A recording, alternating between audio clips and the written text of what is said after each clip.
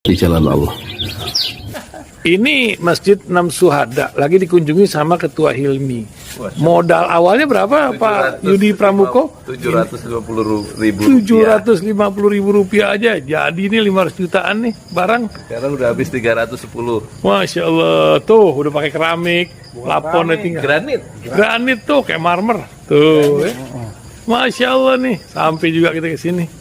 Masjid Enam Syuhada, ngapa namanya Masjid Enam Syuhada, Ya, Pak Yudi? kita mau mendokumentasikan perjuangan dakwah nama anak muda pengawal Habib Rizik Syihab itu. Masya Allah. Yang dibunuh sama orang jahat di kilometer 50. Kilometer 50 ya. Itu kan simbol memperjuangkan dakwah itu kita harus memberikan segalanya untuk Islam kan ya. Untuk Masya dakwah Islam. Allah. Dan nama anak muda itulah yang sudah memberikan segalanya untuk Islam. Masya Allah. Apa nanti nama pemuda itu ada juga di sini mungkin diterapkan? Mungkin namanya 6 syuhada. 6 syuhada Iya, itu, 6 syuhada dipasang di sini, 6 syuhada.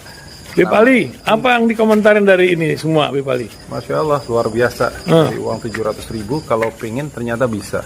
Bisa. Allah kirim. Tuh, bisa. Ya, dengan Masya. dengan masuk satu gang kecil, tapi Bapak ini luar biasa. Kecil tuh. Oh, Masya Allah ya. Satu call aja. Masya Allah. Perjuangan Pak Yudi Pramuko, YouTuber sejagat paling tua. Tertua di semesta. Tertua di semesta. Masya Allah. Tukang donat. Tukang donat. Tukang donat dari Paru. Ini saya laporkan dari lapangan ini, langsung dari Masjid Enam Syuhada. Masya Allah. Dan ini dia. Dalam lihat ah. Tuh, lihat tuh masjidnya. Tuh imamnya di situ tuh. Malam-malam lagi kita. Masya Allah. Masih kurang nih. Atapnya katanya transfer aja. Assalamualaikum warahmatullahi wabarakatuh. Saya Yudi Pramuko, tukang donat dari Parung YouTuber tertua di semesta. Alhamdulillah, wassalatu wassalamu ala rasulillah. Jadi judulnya ini Jokowi ditipu Prabowo. Kasihan. Ya. Jadi asal muasalnya kemana-mana Prabowo itu mendampingi Jokowi, ya kadang bertiga juga bersama Ganjar ke sawah kemana. Rupanya kita tahu sekarang Prabowo seorang ahli strategi ya, mungkin karena insting militernya sudah terlatih bagaimana menghindarkan kehancuran kelompoknya di Timur Timur dan menyelamatkan diri dari kepungan musuh ya. Dan menghindari kehancuran baik secara pribadi maupun secara kelompoknya. Dan tampak kita lihat bukan tiba-tiba kalau kemudian PAN yang merupakan partai pendukung pemerintah Golkar juga merupakan partai pendukung pemerintah tiba-tiba menyeberang mendukung Prabowo. Dan ini tentu mengejutkan Jokowi ya. Loh, kok PAN nggak dukung saya? Kok Golkar nggak dukung saya, kok dukung Prabowo? Itu sementara Ganjar Pranowo itu sudah diambil ya, sudah di fait accompli oleh PDIP sebagai calon presiden dari PDIP kan, hanya dengan memindahkan peci hitam ke kepalanya kepada Ganjar ya, diberikan dari Megawati ke Ganjar untuk sebagai simbol dia sah sebagai petugas partai yang ditugaskan untuk menjadi calon presiden dalam Pilpres 2024. Nah coba sekarang perkembangan terakhir, kasihan kan Pak Jokowi itu, dia ditinggalkan oleh Prabowo meskipun Prabowo adalah menterinya, tapi dalam konteks Pilpres dan kegiatan dia cawe-cawe itu seakan tidak berguna. Dan tampaknya di akhir kekuasaan Pak Jokowi semua orang berusaha untuk menyelamatkan eksistensi masing-masing. Dia masing-masing partai sudah tidak peduli lagi dengan Jokowi. Semua mencoba menyelamatkan diri dan berpikir yang rasional, yang pragmatis, ya. Bagaimana kemudian mereka melihat kekuatan real ada di Prabowo yang memiliki Partai Gerindra dan jaringannya serta dia sebagai Ketua Umum Partai Gerindra itu real dibanding mendukung Jokowi. Itu di saat-saat akhir ini apanya ya, dia tidak bisa dicalonkan lagi jadi presiden 3 periode karena ada penolakan yang sangat kuat ya dari masyarakat. Kemudian dia juga bukan ketua umum partai dan tidak punya partai, kekuasaannya sudah habis. Kalau dalam di dalam studi-studi ilmu politik, kekuasaan di akhir seorang presiden itu saat-saat itu disebut seolah presiden yang hampir habis kekuasaan itu disebut seperti lemdak katanya, bebek lumpuh ya. Ya dia tidak lagi diperhatikan lah oleh pendukung-pendukungnya, berbeda dengan di awal kekuasaannya. Semua berusaha mendekati, sekarang semua berusaha menjauh. Dan tampaknya itulah yang dialami oleh Jokowi. Dia mulai kesepian sekarang, karena dia juga petugas partai, tetapi juga tampaknya ada masalah dengan PDIP ya. Dan sekarang di parlemen, kalau bahasanya headset itu, Henry Satrio, siapa nama itu Hensat tuh? Ini koalisi pendukung Jokowi di parlemen sudah kocar-kacir, dia bahasanya kocar-kacir ya. Ya kocar-kacir karena PAN sudah jelas bloknya ke Prabowo. Kemudian Golkar yang suaranya kursi lebih banyak dari PAN itu sudah ngeblok ke Gerindra atau ke Prabowo. Nah, kemungkinan bisa dipersoalkan kebijakan-kebijakan Pak Jokowi di parlemen ya, karena pendukungnya Pak Jokowi sudah lemah, mungkin tinggal satu-satunya pendukung Pak Jokowi yang signifikan hanyalah PDIP. PDIP juga bermasalah sekarang ketika mereka dikejutkan oleh manuver yang dilakukan oleh Budiman Sujatmiko. Tampaknya Budiman Sujatmiko juga realistis ya. Yang diperlukan Indonesia adalah bukan kepemimpinan yang populis seperti Pak Jokowi yang mungkin pas pada tahun 2004 ya. Semacam antitesa dari kepemimpinan yang lebih elitis di zaman SBY, mungkin begitu ya. Dan tidak bisa diteruskan kepemimpinan populis itu oleh Ganjar yang memang dia menampilkan dirinya sebagai atau memasarkan dirinya sebagai seorang pemimpin yang populis, yang dekat dengan rakyat. Makanya senang dia main TikTok dan juga memainkan media sosial sebagai ajang untuk memasarkan ya, dirinya di kalangan menengah ke bawah atau di kalangan anak muda. Tetapi Budiman melihat yang diperlukan adalah kepemimpinan strategik di masa depan karena situasi geopolitik yang sudah berubah dan kepemimpinan yang strategik itu tidak ada di dalam diri Ganjar, yang ada dalam diri Prabowo. Makanya dia kemudian melakukan satu manuver politik yang mengejutkan PDIP.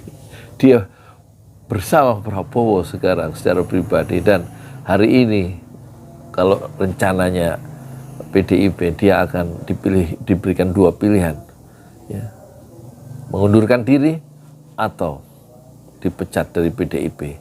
Tampaknya naluri untuk menyelamatkan diri sudah terlatih sejak dia menjadi ketua dari PRD Partai Rakyat Demokratik yang dikejar-kejar dan menjadi buruan utama dari kekuatan Orde Baru. Dan tambahnya dia cocok ya sekarang bersekutu dengan Prabowo, meskipun dulu dia berseteru di awal-awal atau di akhir Orde Baru dia berseteru dengan Prabowo, yaitu Budiman dengan Prabowo. Tapi tampaknya sekarang mereka, Budiman dan Prabowo, punya kepentingan bersama. Dan Budiman merasa kalau dia masih tetap ya dengan gaya lama, dengan pemikiran lama bersama PDIP, tampaknya karirnya akan hancur. Dan dia sekarang membuat kategori baru, bagaimana dia memasarkan dirinya dengan mengatakan bahwa Prabowo lebih cocok ya untuk pemimpin masa depan, yaitu kepemimpinan yang strategik. Bahasa dari Budiman, analisisnya cukup masuk akal ya, dan cukup bisa meruntuhkan ya meruntuhkan asumsi-asumsi bahwa kepemimpinan masa depan adalah kepemimpinan seperti Pak Jokowi yang ada dalam diri Ganjar. Kesimpulannya, sekarang peta politik itu berubah. Budiman ke Prabowo, PDI, Golkar yang ketua umumnya disandera oleh masalah. Dia sekarang melindungkan diri ya dalam proteksi politik Prabowo atau Gerindra. Tidaknya dia akan bayang Gerindra menang dan dia akan aman dengan masalah-masalahnya dalam payung politik Prabowo. Kemudian yang berpindah lagi adalah PAN ya. Kalau PAN memang ya kemana dia angin dia ikut ya.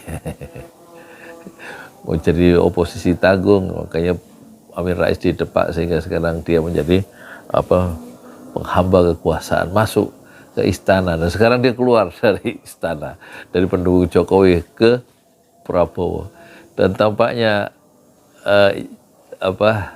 Budiman Sujatmiko itu juga memainkan satu tipuan-tipuan yang cukup halus. Awalnya dia mengatakan ya bahwa Prabowo kemana-mana bersama Jokowi itu katanya bukan berarti dia mendukung Jokowi atau bukan berarti Jokowi mendukung Prabowo katanya, tapi dia sebagai menterinya Jokowi, jadi hubungannya antara atasan dan bawahan, antara presiden dan menteri pertahanannya. Makanya Jokowi seolah-olah mendukung Prabowo kemana-mana, padahal Prabowo punya agenda terselubung ya, yang tentu di luar dugaan Jokowi. Sekarang Jokowi ditinggalkan oleh anak buahnya sendiri, dan Prabowo tidak peduli bahwa dia sebagai menteri pertahanan tidak lagi taat pada presiden. Ini persoalan bagaimana menyelamatkan eksistensi Gerindra dan eksistensi Prabowo. Begitu juga dengan Budiman. Dia tidak ingin hancur ya di dalam naungan PDIP dan orang sebesar, sekelas, pemikirannya sekelas Budiman Sujatmiko, seakan-akan ya tidak diberikan ruang-ruang yang cukup ya untuk menentukan policy yang cukup signifikan dalam PDIP, dan dia merasa sebagai orang yang kesepian di PDIP. Siapa? Budiman Sujatmiko. Dan sekarang dia akan menemukan partnernya yang setanding, yaitu Prabowo, yang memiliki satu ambisi besar untuk menjadi presiden, dan dia bertarung untuk keempat kalinya, dan itu cocok rupanya bagi seorang Budiman Sujatmiko. Dan oleh karena itu dia lebih baik dipecat daripada mengundurkan diri, karena kalau dipecat oleh PDIP dia memiliki nilai jual yang jauh lebih tinggi daripada dia seolah-olah menyerah dan mengundurkan diri dan minta maaf karena manuver politik yang dia lakukan. Memang ya al-harbu khid'ah, perang itu adalah tipu daya. Sekarang pertempuran dalam perang-perang kecil ini, al-harbu khid'ah, khid'atun itu adalah ucapan Rasulullah Shallallahu Alaihi Wasallam. Perang adalah tipu daya, makanya jangan jujur dalam main politik. Kalau jujur ditinggalkan ya, atau tiba-tiba kita ditelingkung dan kita terkejut ya, ternyata kawan-kawan di dalam politik itu tidak ada yang setia. Dan sekarang persoalan yang tersisa, kemanakah nasib dari Jokowi? Jokowi sebagai Mr. Lonely, Mr. yang kesepian sekarang, tampaknya tidak di backup secara penuh ya dalam persoalan-persoalan mendatang oleh PDIP. Karena PDIP juga merasa tidak punya kawan sekarang. Kawannya adalah partai-partai gurem, yaitu Hanura, Perindro, dan Perindo, Tanu, Haritanu, atau Tuan Guru Bajang itu, dan P3. Ya, selamat kembali menjadi orang biasa Pak Jokowi. Dan tampaknya hari ini, hari-hari sekarang adalah hari-hari yang penuh kesepian di akhir kekuasaan sebagai presiden. Selamat tinggal IKN, dan selamat tinggal kereta cepat. Assalamualaikum warahmatullahi wabarakatuh.